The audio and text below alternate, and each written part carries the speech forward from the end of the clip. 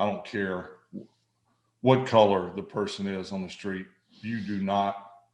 I mean, I don't know what led to that video that we saw where his knee is on his neck. Brett Favre, a ginormous Trump supporter, is watching the walls close in. I know when I turn on a game, I want to watch a game. I want to watch players play. A man who thinks athletes should stick to sports. I'm kind of old school. I think you play, you get paid a ton of money to do a certain job, and just do it and let the chips fall where they may. I think we make too much money to voice an opinion. And shut up and play is in deep. His time in the NFL made him extremely wealthy. Think about it. 14, 15 years in the NFL, including $140 million contracts, money just from his contracts alone. That doesn't count untold millions more in sponsorship deals, of which he had many. Favre's also an outspoken conservative, an ally of former President Donald Trump. There they are on the golf course together. Thumbs up. Now, Favre is currently embroiled in a controversy involving the use of federal welfare funds set aside for the state of Mississippi's most vulnerable residents, which were reportedly diverted to Favre and others. They reveal that the former Mississippi governor, Phil Bryant, pushed to get NFL star Brett Favre state funds set aside for welfare recipients in order to build a volleyball stadium at the alma mater of Favre and Bryant's of the University of Southern Mississippi. But now texts between Favre and a nonprofit founder named Nancy New, who is facing charges herself related to millions of dollars of welfare fraud, show that he received help from the governor to request some of that money. In one text to New, this is what Favre wrote, quote, "He had said to me just a second ago that he had seen it, but hint, hint, that you need to reword it to get it accepted." New replied, "Reword? Wonder what he means. I am making a call now to get a little more information from someone on the inside, and we'll get back with you." Favre also met with then-Governor Phil Bryant, who then reportedly texted New, quote, "Just left Brett Favre. Can we help him with his project? We should meet soon to see how I can make sure we keep your projects on course." Again, he's talking to the woman who oversees welfare money from the federal government. Brett Favre has not been charged with the crime, though our own reporting indicates the FBI is looking into the case. His lawyer insists he was, quote, "totally honorable in everything." Favre had no idea that the money was coming from a program for, again, needy families in Mississippi, the poorest state in the union. But one text exchange does appear to highlight that Favre may have had some concerns about what was going on. Here it is, texting, quote, "If you were to pay me, is there any way the media can find out where it came from and how much? Question mark." There appears to be little doubt Brett Favre knew where these funds were coming from via the text messages from his very phone. From Nancy New, who ran the Mississippi Community Education Center that misappropriated funds to Favre and others. She pled guilty to bribery and fraud back in April. John Davis, the now former welfare agency director, pled guilty to his connection in misspent welfare money. WAPT reported his sentence via Judge Adrian Wooten is 32 years in state prison. He is ordered to pay restitution. The Department of Justice said Davis worked with 4 unnamed co-conspirators, writing that he directed the welfare funds to 2 nonprofits and then directed those nonprofits to award contracts for social services that were never provided. In 2017, Favre texting, "John mentioned 4 million, and not sure if I heard him right. Very big deal and can't thank you enough." As we have mentioned previously, Brett Favre wanted funds for a new volleyball facility while his daughter Bray Lee Favre played at USM. While Favre has not been charged criminally in the massive welfare fraud scheme, he is a defendant in a civil suit brought by the state against more than 35 people and entities in an effort to recover some of the funds. The new documents filed Friday in Hinds County District Court by Bryant's attorney show Favre texted Bryant numerous times asking if the funding for the volleyball complex would be secured.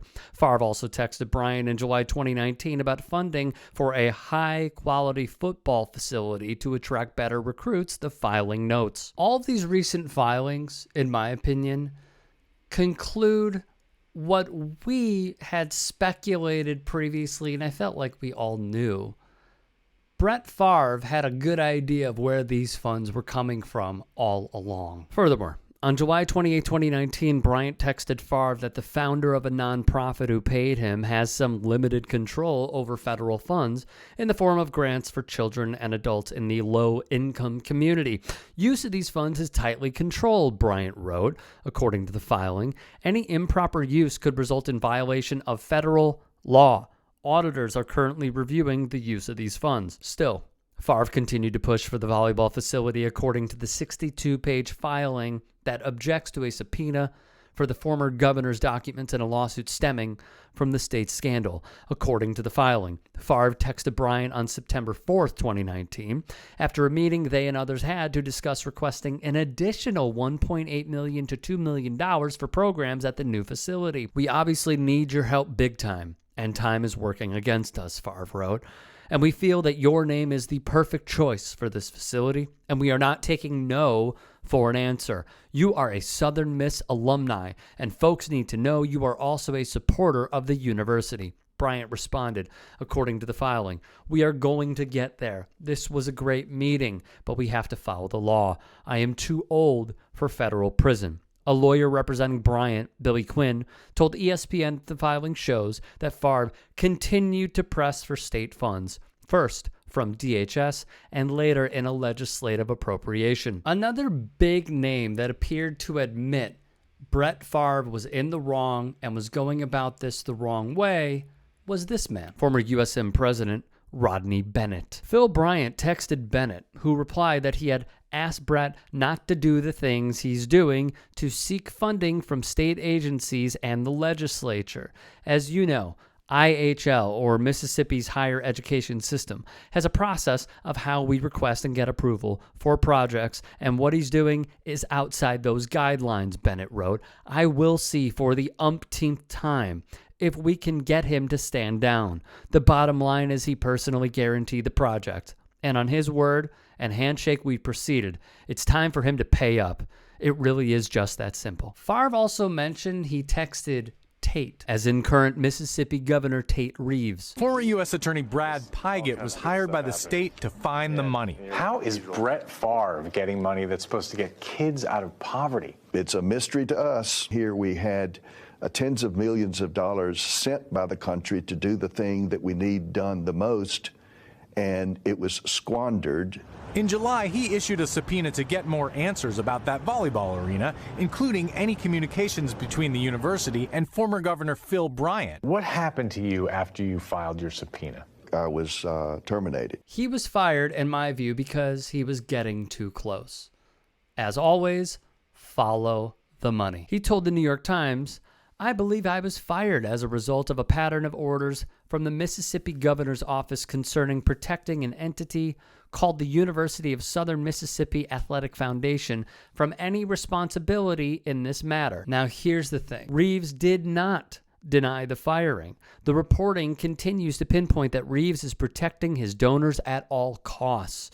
To understand this, take a trip to where there are tons of wealthy alumnus from USM, South Mississippi. As we brought to you previously, local reporting reviewed Reeves's campaign contribution history and found sizable donations from at least 11 USM Athletic Foundation board members, and several people on the foundation's board are either direct beneficiaries or known investigation targets of the welfare scheme. When we're uncovering how $77 million was either stolen or misspent, the major players in the scheme, namely former Governor Phil Bryant and Brett Favre, have sort of tried to make excuses for their involvement. As you said, Brett Favre says he doesn't know that it was welfare money that he was using for this project. But, you know, the more that we've gotten information that's come out, the more we've been able to piece together that this was an orchestrated scheme to take money from a federal fund that's supposed to serve the poorest residents in the poorest state in the country and use it for whatever they wanted. Anna Wolf of Mississippi Today has been working on this story for years. Let me ask you this. If this happened in Washington, there'd be a congressional committee wanting to investigate. Anything in the Mississippi legislature, has this awoken them at all? That's a really good question. The Mississippi legislature, I don't think, has held a single committee hearing They hadn't really passed any legislation to address this issue or to, compel the Department of Human Services to use this money in better ways to help impoverished families. It's really kind of gone unnoticed by, our state leaders. Now, there was also Prevacus, which was a company that Favre and a scientist launched to treat concussions. That's what they were billing it as. When in reality, text messages showed that Brett Favre was in it for the money, and all he talked about was money.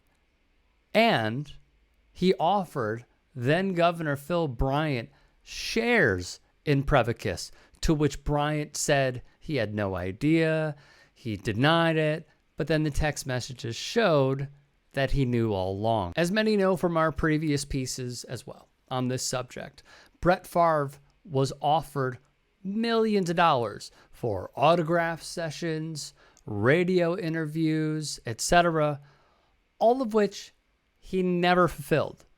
He never did them, but he was still paid tons of money. Now, he repaid the millions, but he, in my opinion, appears to refuse to pay the interest, which is well over $200,000.